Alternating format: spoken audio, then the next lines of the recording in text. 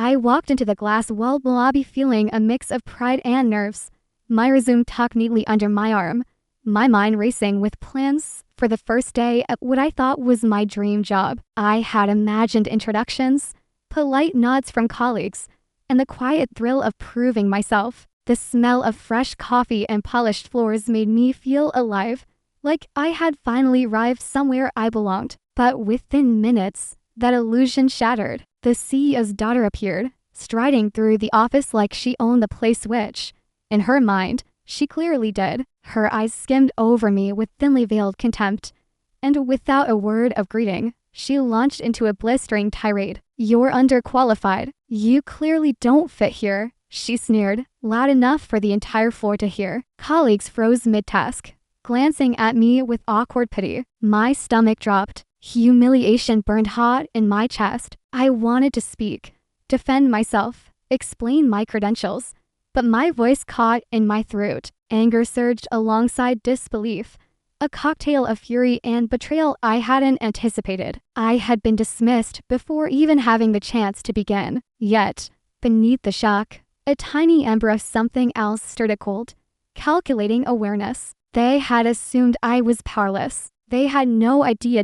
As I stood frozen under her scornful gaze, a bitter laugh threatened to escape my lips, though no one could have understood why. While everyone assumed I had just been crushed, the truth was far more deliciously ironic. I owned 72% of this company. 72?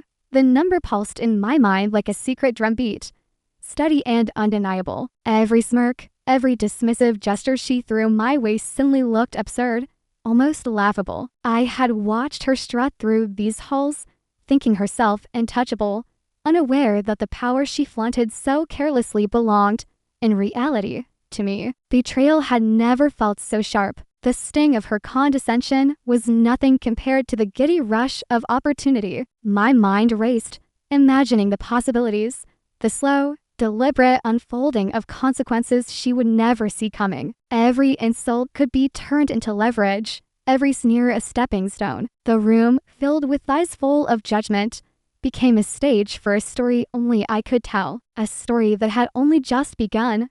I remember the first time I truly understood how power worked, and how few people ever saw it coming. Years ago, when everyone assumed I was naive and easily overlooked, I began quietly acquiring shares, piece by piece, while keeping a smile on my face and my ambitions hidden. Late nights hunched over spreadsheets, phone calls to lawyers no one else thought to consult, small investments that seemed meaningless at the time. They were all threads I wove into a safety net no one would suspect. My family, the very people who later mocked my ambition, dismissed me at every turn, calling me dreamer, useless, a failure. Those words stung, but they also fueled me. I spent birthdays alone, skipped gatherings, and sacrificed friendships, all while silently plotting a future they would never imagine. I watched as they celebrated short-term victories, blind to the slow accumulation of control in my hands. By the time I stepped into this office, the groundwork was already set. They thought I was weak, but I had already won. Long before today, she didn't waste a moment asserting dominance. The CEO's daughter flitted through the office like a queen inspecting peasants, her voice sharp and dripping with condescension. "Is this the best you can do?" she snapped at a colleague struggling with a spreadsheet, laughing when they fumbled. Then her gaze landed on me, a mixture of mockery and delight dancing in her eyes. "And you," she said, pointing a manicured finger, "you have no idea what you're doing, do you? Maybe try paying attention next time before wasting everyone's time." Laughter rippled around the room, but I felt their pity as acutely as her derision. My throat tightened, the burn of embarrassment twisting in my chest. I forced a nod, letting her think she'd won, all the while reminding myself that this was only surface level. I watched her flaunt control, enjoying the immediate effect of fear and respect she inspired, completely blind to the fact that her pedestal was built on sand. Every smirk, every patronizing comment became a note in a mental ledger I intended to balance. One day, very soon, I started quietly, almost invisibly, weaving myself into the company's threads, where she least expected it. I attended meetings she ignored, asking questions that seemed innocuous, but subtly highlighted gaps in her understanding. I made notes, connected with department heads in hushed conversations, and offered advice that appeared casual but carried weight, each small victory catching an error in a report, suggesting a minor improvement. Redirecting a mismanaged project was a silent reminder that competence didn't always announce itself. Meanwhile, she strutted past, unaware of the growing influence I wielded behind the scenes. My mind raced with calculations, imagining the moment when the scales would tip completely. Every glance she cast my way, every dismissive laugh, fueled the tension. She believed she was untouchable, the center of attention, the undisputed authority, but she had no idea who truly held the reins. And in that ignorance, the seed of her eventual downfall began to take root. It didn't take long for a few of the staff to notice what I already knew. Her arrogance was a brittle fawade. In whispered conversations by the coffee machine, I overheard murmurs that warned me more than any compliment could. She has no idea how fragile her position really is, one mid-level manager said, shaking her head as she refilled her cup. Another leaned closer, muttering, "We knew she'd never last against real authority. She thrives on everyone thinking she's untouchable." Their eyes flicked to me briefly, suspicion and curiosity mingling with hope. I smiled inwardly, sensing the quiet alignment forming round me. During a casual meeting, one of them leaned over and whispered, "Don't worry, we've got your back if you decide to make a move." Every shared glance and subtle nod was a pact, a silent understanding that change was coming. Even in the chaos of the office, alliances were forming, ready to turn her own arrogance into her undoing. Every decision now felt like walking a razor-thin line between calculated revenge and my own moral compass. I caught myself hesitating, wondering if I should exploit every mistake she made or rise above the petty humiliation. But the stakes were clear. If I didn't act, this chance to assert control and correct the narrative could vanish forever. The thought of walking away, leaving her arrogance unchecked while the staff continued to tiptoe around her, made my stomach churn. So I chose the subtle route, letting small victories accumulate. I corrected a misfiled report that had embarrassed a department, quietly ensuring it looked like her negligence, not mine. I restructured a minor project, streamlining workflow in a way that highlighted her mistakes. Each time, I felt a flicker of satisfaction, seeing her frown, unaware of my quiet orchestration behind the scenes. The tension gnawed at me every moment I delayed risked her power solidifying.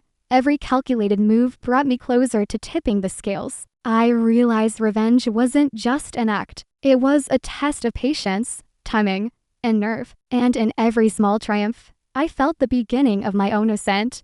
I realized the only way to end this was to pull every thread she had carelessly stitched into the company's fabric. The plan had to be precise, quiet, and impossible for her to anticipate. So I began laying groundwork through conversations that looked harmless from the outside, but carried the weight of a shifting empire. I invited a few senior shareholders to informal check-ins, the kind her father never bothered with anymore. No one questioned my presence. Most of them barely remembered my hiring fiasco.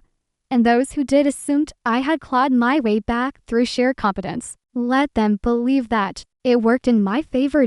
Inside those conference rooms, I eased into the truth without revealing the full extent of my authority. I presented concerns about declining productivity, sudden budget inconsistencies, and interdepartmental friction, each point traced back to her impulsive decisions. Their reactions were subtle, slightly raised eyebrows, tightening jaws, the quiet exhale of people who had been silently waiting for someone to say what they were too afraid to voice. I watched their growing discomfort with a near-clinical detachment. These were people used to being appeased, not confronted with the consequences of unchecked nepotism. After each meeting, I drafted follow-up emails, carefully worded summaries that focused on performance, not personality. But between every line, I let her arrogance cast its own shadow. I didn't need to exaggerate anything. She handed me evidence every day. Her habit of dismissing staff, publicly belittling department heads, and signing off on expenses she didn't understand had already created fractures. All I did was illuminate them, One night, well after the office had emptied, I sat at my desk reviewing quarterly numbers she had signed off on without reading. They were a disaster. Entire budgets had been misallocated. I felt a slow, burning calm settle inside me. This wasn't just incompetence, it was the free fall of someone convinced they would never face consequences. I forwarded the discrepancies to a select group of board members with a subject line that would set everything in motion. Preliminary findings requires immediate discussion. As the email sent, a thrill shot through me, not excitement, not triumph, but something sharper, more dangerous, the beginning of inevitability. The next morning, she marched down the hallway like she owned oxygen itself, clicking heels, expensive perfume. The usual entourage she kept close enough to feel important, but far enough that she never had to actually listen to them. Watching her was surreal, like observing a storm's breath before realizing it was already dying out. She waved off to department heads, scolded an intern for passing the wrong document, and made a snide comment within earshot about how some people don't belong in executive spaces. If only she knew, every contrast between her bravado and the quiet collapse forming behind her made the suspense curl tighter in my chest.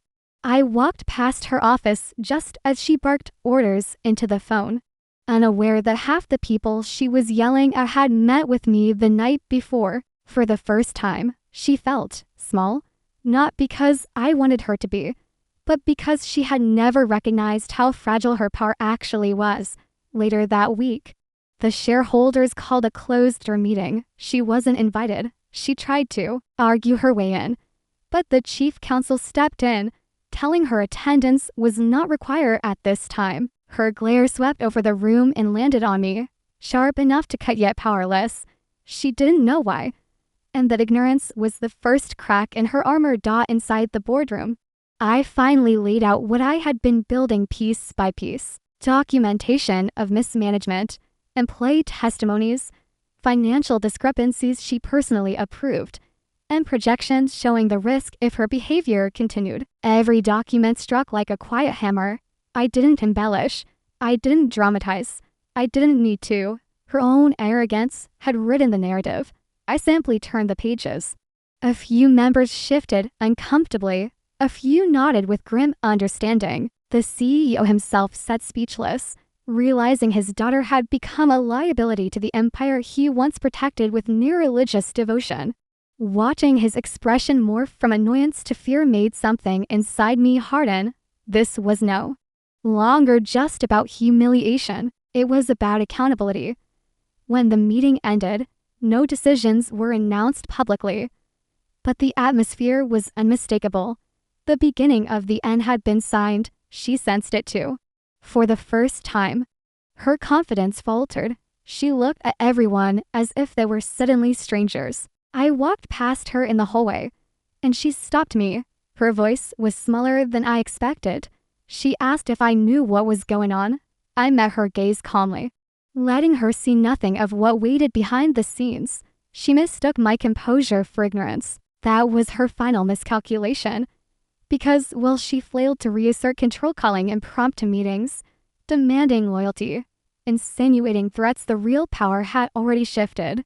It lived quietly in signatures, votes, and numbers she didn't even know how to read. And soon, she would face the truth she had spent her life avoiding. Her downfall wasn't coming. It had already begun. The day of the shareholder meeting arrived like a storm I had been quietly building for months. I watched the CEO's daughter glide into the room, radiant in designer confidence, oblivious to the whispers already circulating among the attendees. Cameras for the company's internal press were set, and a few media outlets had been tipped to cover what was supposed to be a routine financial update. She strutted to her seat at the head of the table, casting a look my way, a mixture of disdain and curiosity. She had no idea that the stage was set not for her triumph, but for her reckoning. As the meeting began, I remained calm, letting the tension build.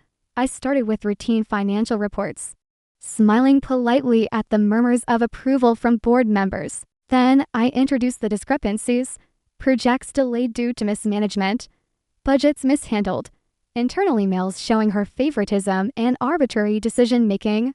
I spoke slowly, clearly, letting the facts sink in. These are the records. For the last 2 quarters, I said, handing out the meticulously compiled evidence. Decisions made at the executive level have had measurable impacts, and accountability is required. Her face flushed red. You can't just, these numbers don't tell the whole story, she stammered, grasping at authority she had relied on for far too long. I met her gaze evenly. The story isn't mine to tell. It's right here in black and white. I let my words linger like a weight in the air. Board members exchanged glances, their expressions a mixture of shock and restrained satisfaction. A few whispered under their breath, nodding subtly to each other.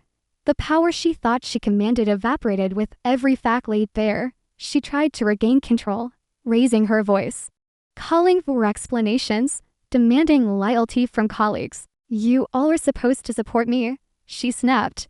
A finance manager cleared her throat and, for the first time, spoke up with quiet authority. We're supporting the company, not your ego. These decisions affect everyone here. The room was still, the tension palpable. I watched as her composure cracked further, her confident posture collapsing into desperation. As the meteor cameras clicked and flashed, documenting the unraveling spectacle, I allowed myself a small, controlled smile. She tried one last maneuver, insisting her father intervene, but even he was constrained by the mounting evidence and shareholder scrutiny. The tide had turned irreversibly. One by one, the board members addressed her failings with pointed questions she couldn't answer. Each reply she fumbled only amplified the humiliation, turning what she had assumed was a routine meeting into a public display of incompetence and arrogance. Staff members who had previously endured her tantrums exchanged looks of disbelief and quiet triumph. Her reputation, built on assumed superiority, crumbled in real time. Finally, I spoke. The company's success depends on leadership that upholds standards, not entitlement, I said, voice steady. This meeting is about ensuring we move forward responsibly, and that means decisions are based on accountability, not favoritism. Every word landed like a hammer. She opened her mouth to respond, but no one waited for her. The room, the cameras, the shareholders, they all bore witness to her complete reversal. For the first time, she realized she had overestimated her own power and underestimated mine. Panic flickered across her face as the board unanimously approved measures that curtailed her authority and reinforced oversight.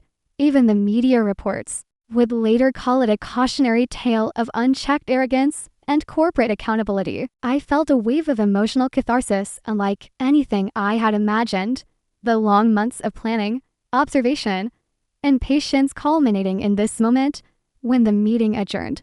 She sat slumped in her chair, eyes wide, unable to maintain the poise she had wielded so effortlessly. Staff members offered quiet nods of solidarity to me, and I allowed myself a small, almost imperceptible sigh of relief. Justice had been delivered not with cruelty, but with precision. Every insult, every humiliation she had inflicted upon me and others now mirrored back on her, amplified by public scrutiny. Karma had arrived, fully embodied in the full of someone who had thought themselves untouchable. As I stepped out of the boardroom, the room buzzing with conversations about the meeting's outcome, I realized something profound. Power had finally been acknowledged for what it truly was, not the illusion of status, but the careful, calculated influence one earns, sometimes in silence, always with foresight. She had learned the hardest lesson of all, and I had witnessed it unfold exactly as I had envisioned.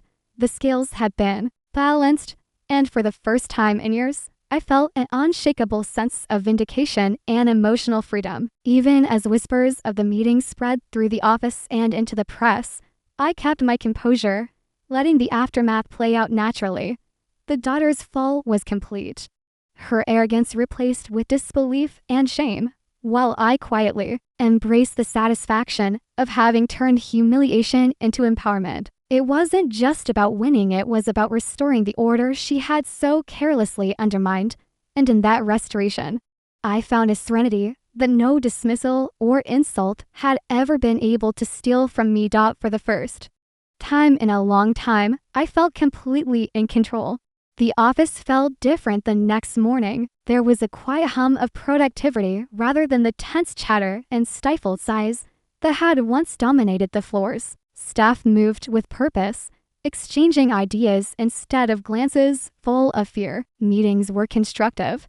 Decisions were debated on merit rather than ego, and the lingering shadow of her arrogance had finally lifted. I watched from my corner off, as still modest, still unassuming to outsiders, and allowed myself a moment to breathe in the calm. The company, once teetering under the weight of entitlement and mismanagement, was finally stabilizing. My influence was no longer covert. It had become the backbone of decision-making, trusted not through intimidation, but through competence and foresight. Yet, even in that quiet triumph, there was a bittersweet undertone. I reflected on the months of planning, the sleepless nights spent analyzing reports, and the calculated patience required to turn humiliation into leverage. Every moment of public ridicule, every whispered comment, and every sigh of disapproval had been recorded in my mind, cataloged as fuel for the strategy I carefully unfolded. But with each victory came the reminder of loneliness that had accompanied it. I had sacrificed so much personal time, relationships, comfort, all in the service of reclaiming control and exacting justice. The satisfaction of seeing her fall was immense, but it was intertwined with the recognition of what I had endured to reach this point. Some nights, I still replayed her smug expressions, now replaced with shock and disbelief, and I felt the faint sting of resentment fade into understanding that the lessons were clear. Power was not about appearances, titles, or fleeting authority. It was about patience, observation,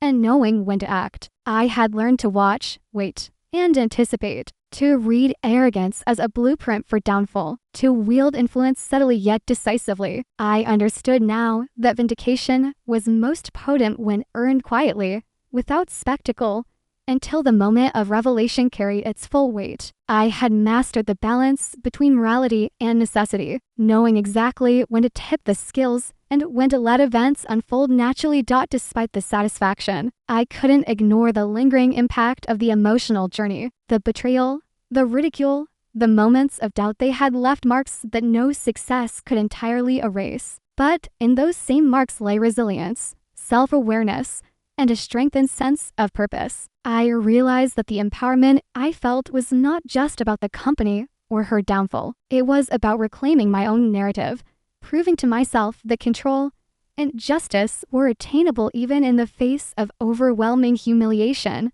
I took a slow walk through the office, observing the small changes I had set in motion. Teams collaborating without fear, department heads presenting ideas confidently, staff members exchanging nods of mutual respect. It was tangible proof that transformation was possible when leadership was rooted in insight and integrity. Every decision I had made, every subtle maneuver, had led to a culture that no longer tolerated unchecked ego or arrogance. The company's stability became a mirror of my own growth, order born from strategy, patience, and moral clarity. Sitting back in my office, I allowed a rare smile to cross my face. I had turned the worst day of my life, the humiliation, the shock, the betrayal, into a turning point that no one had foreseen. She had underestimated me, and in doing so, revealed the weakness of her own understanding. And now, as I looked out over the floor buzzing with quiet, purposeful energy, I felt a profound sense of justice. Not the petty satisfaction of revenge, but the deep, enduring knowledge that the world could be set right through calculated resolve and unwavering focus. I closed my eyes for a moment, letting the stillness settle over me. The path had been lonely, the struggle intense, but the outcome was undeniable. I had reclaimed my power, restored balance, and proven that those who underestimate patience and foresight often find themselves at the mercy of it. In that reflection, I felt whole, capable, and unshakable. And as I opened my eyes, the office before me no longer felt like a battlefield or a stage. It felt like a testament to what careful planning, emotional intelligence, and unwavering resolve could achieve. The daughter's fall had been dramatic, But my rise was quiet, steady, and absolute. In that quiet dominance, I found not just victory, but the rarest reward of all, true empowerment in the knowledge that justice, when executed with precision, is inevitable.